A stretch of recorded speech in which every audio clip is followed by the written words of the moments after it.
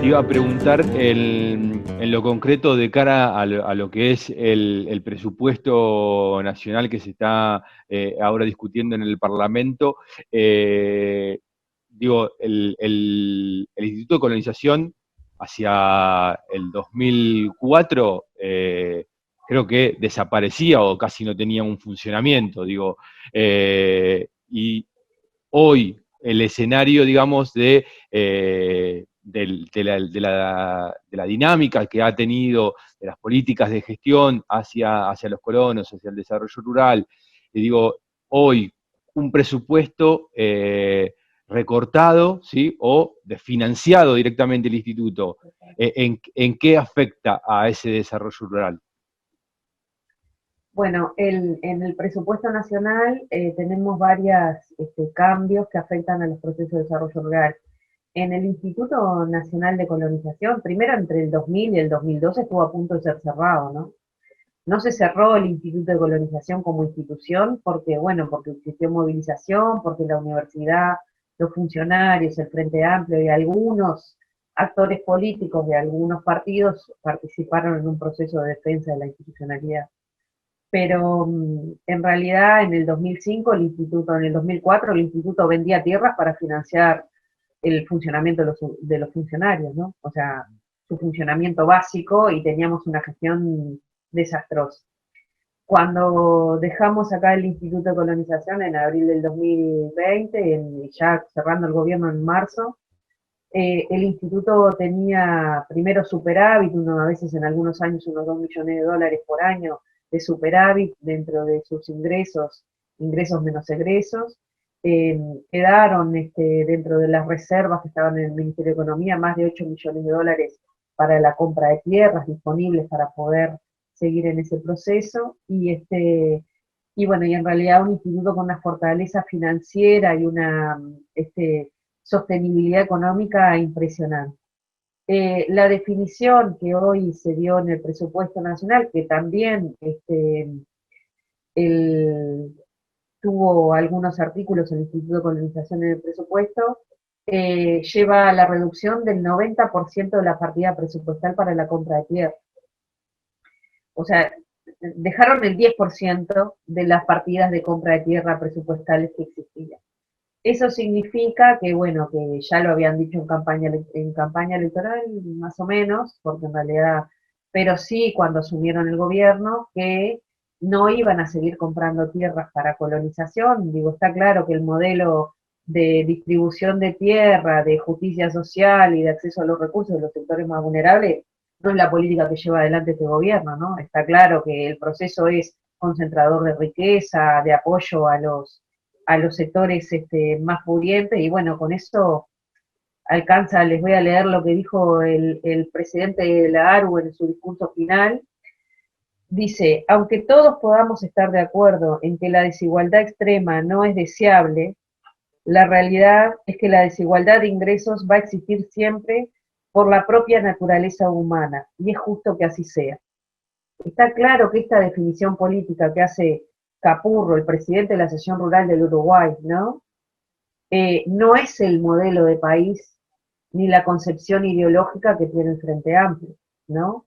Y que tienen muchas organizaciones de este país, y que en realidad tampoco tuvo, digamos, la construcción del Estado ballista durante muchísimos años. Entonces, está claro de esto de que la naturaleza humana y que es justo que las desigualdades existan, no es la definición política que tenemos nosotros. Y bueno, en realidad lo que también está claro es que este gobierno viene para un proceso de liberación del mercado y de que, bueno, que se salve el que pueda, ¿no? El que tenga mejores condiciones.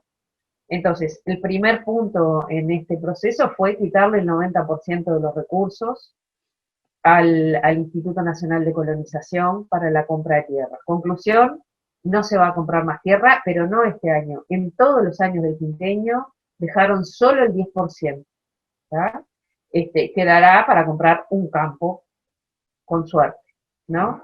Entonces, todo aquel proceso de inversión durante muchos años que hizo el Frente Amplio, que les digo más, no alcanzaba, ¿no? Porque nosotros también somos conscientes de que se requería más tierra, pero teníamos entre 1.200, 1.700 familias presentadas por año y llegábamos a cubrir entre un 25 y un 30% de la demanda. O sea, está claro que el esfuerzo que hizo el Frente y la sociedad uruguaya para poder avanzar en las políticas de distribución de tierra no alcanzaban, pero lo importante es que eran acumulativas y teníamos una definición política clarísima que íbamos a seguir en esta línea. Esto ya no existe más.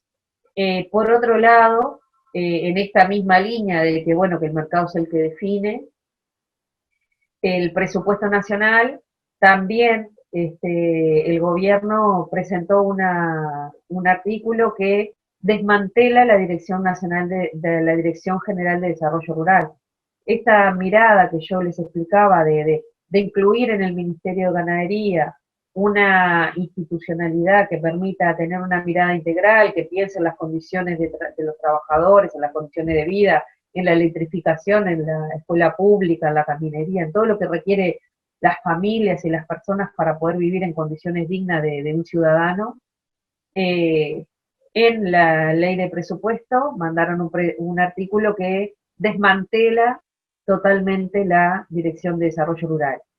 En el tema de recursos humanos se redujo un 40%, en el presupuesto, en la plata disponible, el presupuesto nacional le reduce el crédito disponible en un 52%, y esta Dirección de Desarrollo es la que lleva adelante todo lo que eran las políticas diferenciadas de la producción familiar, ¿no? A eso se suma, hoy les decía, hablamos de tres instituciones: MEVIR, Desarrollo Rural y Colonización. MEVIR, a través de la Ley de Urgente Consideración, va a empezar a intervenir en centros poblados de más habitantes. Y todos sabemos que todos sabemos que si una política se aplica en condiciones de igualdad entre lo urbano y lo rural, digamos, se lo come el urbano, pero no es por una cosa, no es por una maldad, sino por una cuestión bueno, que hay mucho más gente, que se requiere dar una atención. Ahora, por eso es que hay que hacer políticas diferenciadas para lo urbano y para algunos sectores de lo rural, ¿no? Entonces, MEVIR también va a dejar de tener presencia en las unidades productivas dispersas, en las viviendas dispersas. Eso determina que la gente no va a poder vivir en condiciones dignas. A eso también se suma que ahora, por ejemplo, todo el tema de electrificación rural que teníamos, que durante muchos años empezamos con el gobierno de Mujica y durante todo el gobierno de Tabaré Vázquez se llevó adelante un proceso de electrificación rural y de los lugares más remotos con un costo bastante alto, con un aporte de la sociedad, tampoco está en funcionamiento. Entonces, si uno piensa el proceso de desarrollo rural, el, en términos generales, en el tema de distribución de tierra, de acceso a la asistencia técnica, a las inversiones, a las capacidades, al fortalecimiento de las organizaciones de productores familiares y asalariados rurales, todas esas políticas se desmantelaron por una definición de sacarla o por sacarle los recursos para accionar, ¿no? A esto, en la ley de presupuesto se suma la vulneración de los derechos de los trabajadores, ¿no? Entonces, capaz que me parece que es algo valioso recordar que en el 2009 logramos aprobar, digamos, la ley de 8 horas de los asalariados rurales, que la verdad que es algo que nos llena de orgullo, más allá de que nosotros creemos que llegamos tarde, pero bueno, nos llena de orgullo que el Frente Amplio haya logrado votar la ley de 8 horas y llevarla adelante, los derechos de los asalariados rurales, después de tener más de 100 años de derechos de los trabajadores urbanos, recién en el 2009 logramos aprobar esta ley. Bueno, esta ley, digamos, de las leyes de 8 horas va a seguir tan vigente como antes, pero con un proceso, con una desregulación de las capacidades sindicales y de organización de los trabajadores en términos generales, ¿no? No solo de los rurales, de los urbanos. Entonces, cuando uno mira el panorama así, diría que el proceso es de retroceso muy importante y muy drástico. Estamos en septiembre, en septiembre del 2020. Tienen unos meses de gobierno y en estos meses de gobierno, entre la ley de urgente consideración y la ley de presupuesto, están destrozando todas las que son las políticas de desarrollo rural y los derechos de los trabajadores, ¿no? Clarísimo. A Jacqueline, eso se suman otro montón de cosas que están presentes en la ley de presupuesto, como reducción sustancial de los recursos para el Instituto Nacional de Investigaciones Agropecuarias, del plan agropecuario, de que el propio ministro de Ganadería diga, bueno, que poco más que todos somos productores familiares porque tenemos familia, ¿no? O sea, que toda aquella política diferenciada que fuimos construyendo para atender sectores que requieren una atención diferencial, ¿no? Más allá que somos un país agroexportador y debemos mantener los mercados y debemos mantener el estatus sanitario, ¿no? Pero si tú querés trabajar sobre sobre una población que requiere determinados apoyos, tenés que hacer políticas diferenciadas. Eso, la concepción que tienen de desarrollo rural, y lo dijo en la Cámara de Diputados cuando vino a presentarlo, es que hay que mantener el estatus sanitario, hay que curar la mosca de la bichera, la inocuidad de los alimentos. No hablo ni de las personas, ni de las familias, ni de las organizaciones, ni de la producción familiar. El concepto de producción familiar desapareció del Ministerio de Ganadería, no está en el presupuesto.